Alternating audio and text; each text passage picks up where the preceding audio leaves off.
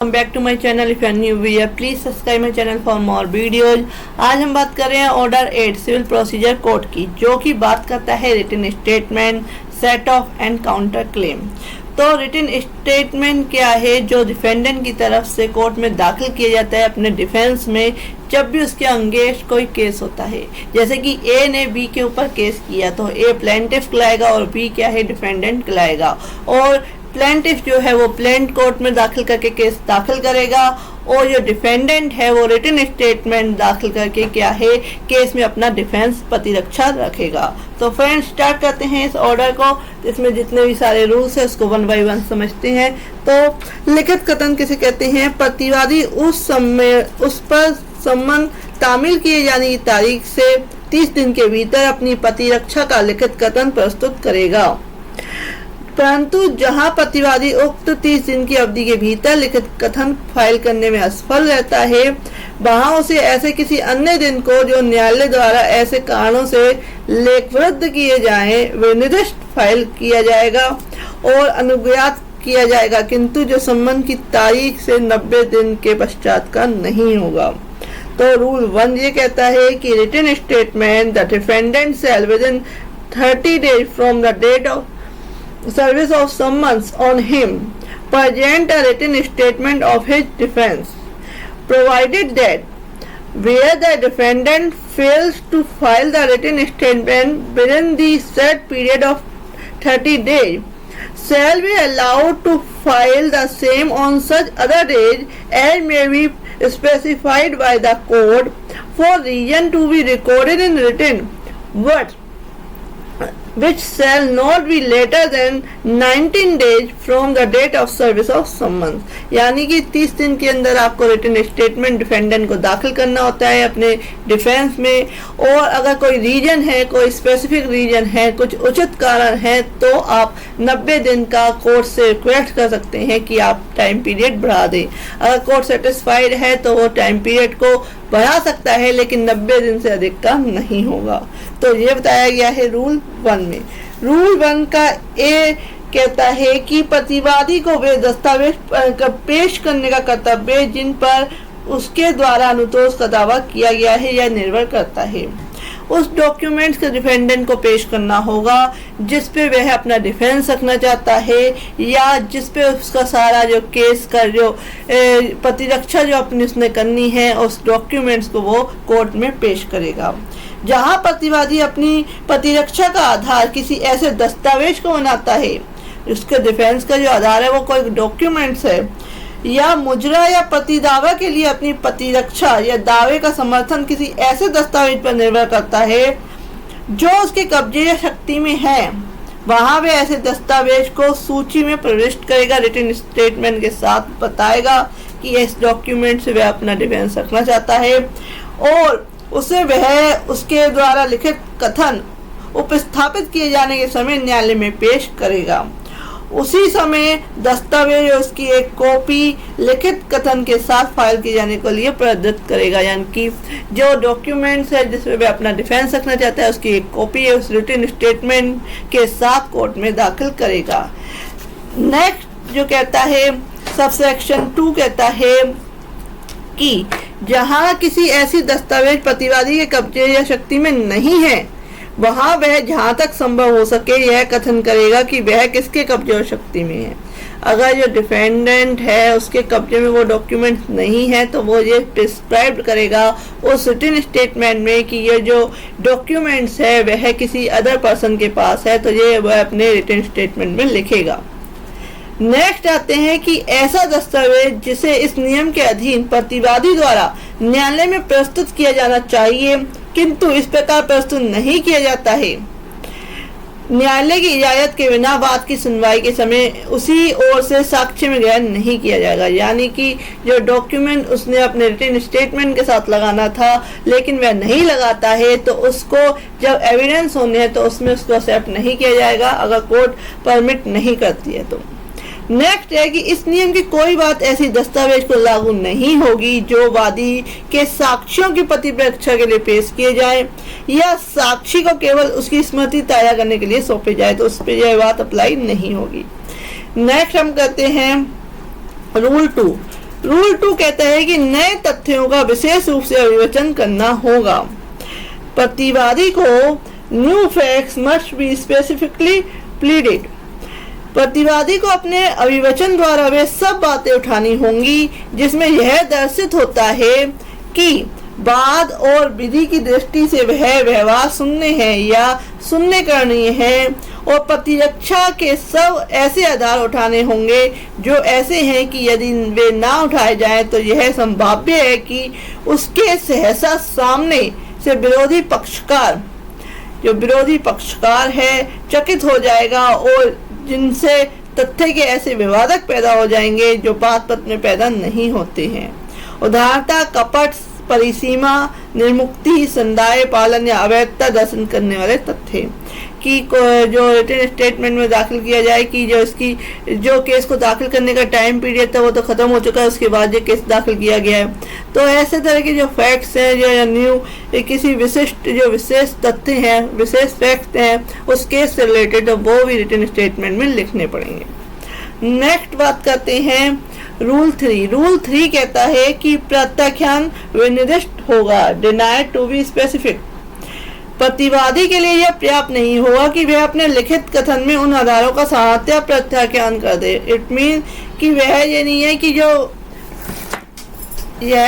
कि वो जो कहते हैं किसी बात को जो प्लेंटिफ के द्वारा कही गई है उसको तुरंत ही क्या है डिनाइड कर दे कि मैं तो उसके बारे में कुछ नहीं जानता। उससे उसका कारण रीजन बताना होगा कि वह किस तरीके से वह ये मना कर रहा है।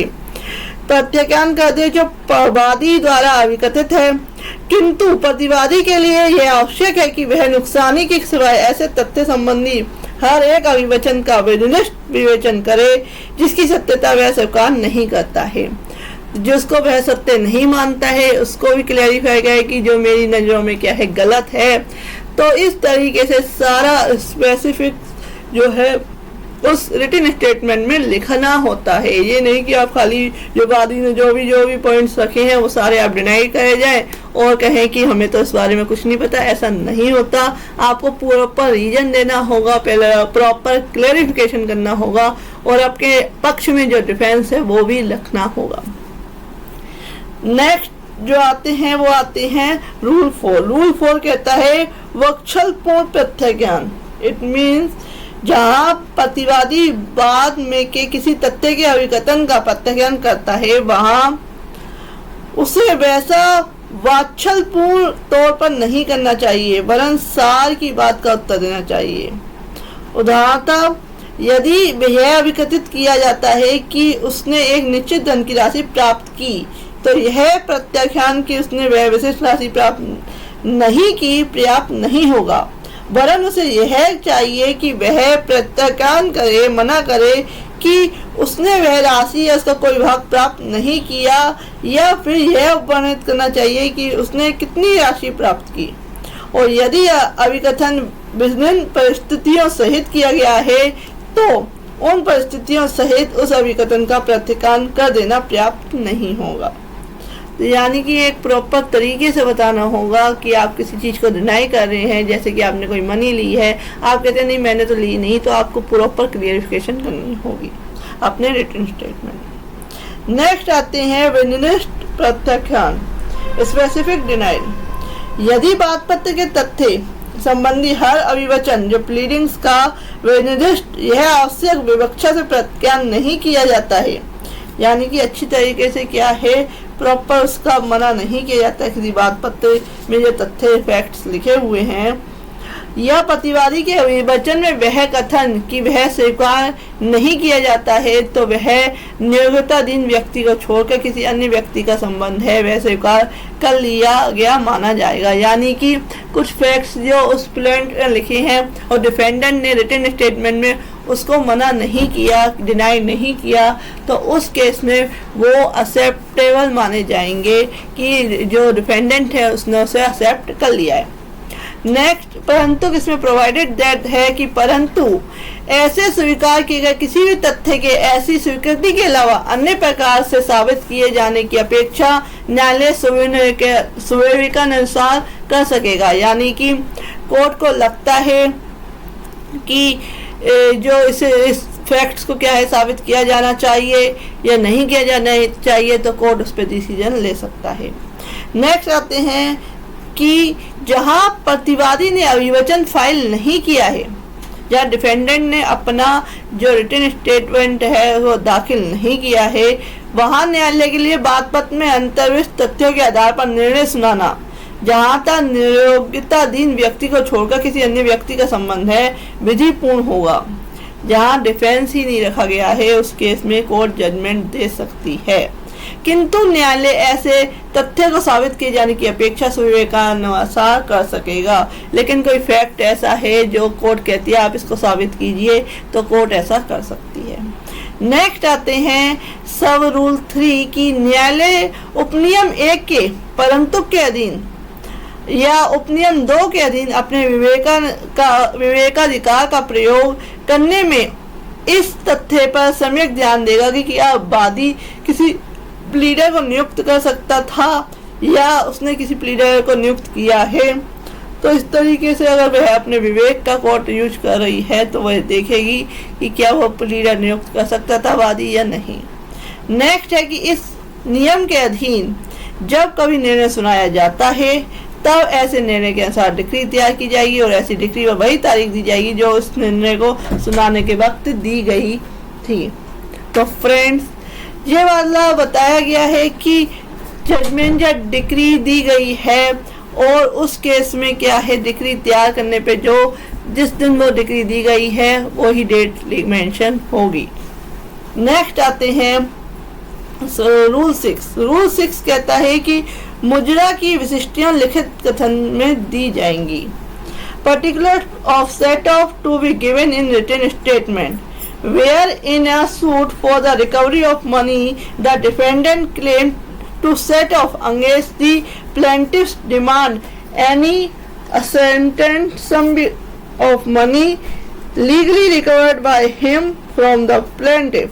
It means जहाँ तक धन की वसूली के बाद में प्रतिवादी न्यायालय की अधिकारिता की धन संबंधी सेवाओं से अनधिक धन की किसी अनिश्चित राशि जो वह वादी से वैध रूप से वसूल कर सकता है, वादी की मांग के विरुद्ध मुजरा का दावा कर सकता है कि डिफेंडेंट पे जो है प्लेंटिफ ने केस किया कि इसने मुझसे इतना धन लिया है, लेकिन जो डिफेंडेंट है वह वो कर सकता है कि इसने पहले से मेरे से इतना लिया हुआ है तो इस पे मेरा बनता है। तो इस तरीके से मुजरा के लिए वह क्या है दावा कर सकता है और दोनों पक्षकार वही हैसियत रखते हैं जो वादी के बाद में उसकी है। वहां प्रतिवादी मुजरे के लिए चाहे गए किसी ऋण की विशिष्टियां देते हुए लिखित कथन बात की पहली सुनवाई पर उपस्थित कर सकेगा, किंतु उसके पश्चात तब तक उपस्थित नहीं कर सकेगा जब तक कि न्यायालय द्वारा उसे अनुज्ञा ना दे दी गई हो,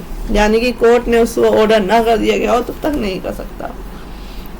नेक्स्ट आते हैं रूल 6 का सब रूल 2 कहता है कि मुजरा का क्या प्रभाव है, effect of set of.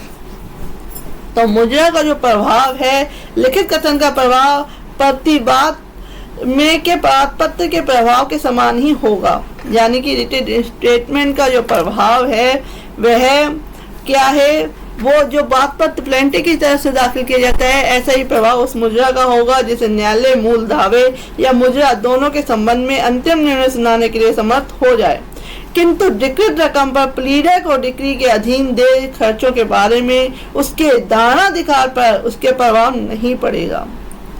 Next आते हैं कि प्रतिवादी द्वारा दिए गए लिखित कथन संबंधी नियम मुजरा के दावे के उत्तर में दिए गए लिखित कथन को भी लागू होते हैं।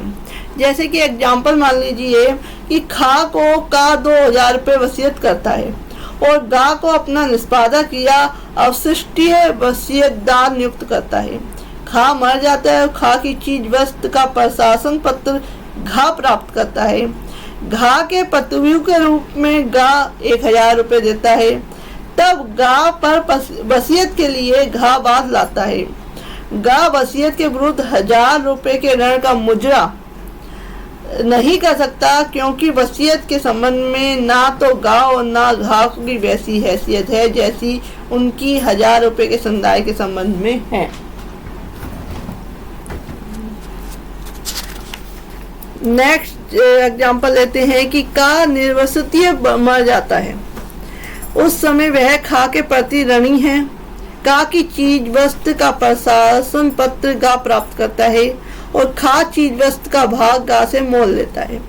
गा के द्वारा खा के विरुद्ध लाए गए क्रय धन के बाद में खा मूल्य के मुकाबले में ऋण का मुद्रा नहीं कर सकता, क्योंकि गा की दो हैसियतें हैं। एक तो खा के प्रति विक्रेता की हैसियत जिससे वह खा परवाज लाता है, और दूसरी खा के प्रतिनिधि की हैसियत। नेक्स्ट एग्जांपल लेते हैं कि का 500 रुपए के विनिमय पत्ते के आधार पर खा परवाज लाता है। का के विरुद्ध 1000 रुपए के लिए निर्णय खा के पास है। ये दोनों दावे निश्चित धनराशि मांगे होने से मुद्रा किए जा सकेंगे। तो फ्रेंड्स, ये था रूल 6। तो नेक्स्ट वीडियो में आपको बताऊंगी इसके other rules. Thank you for watching.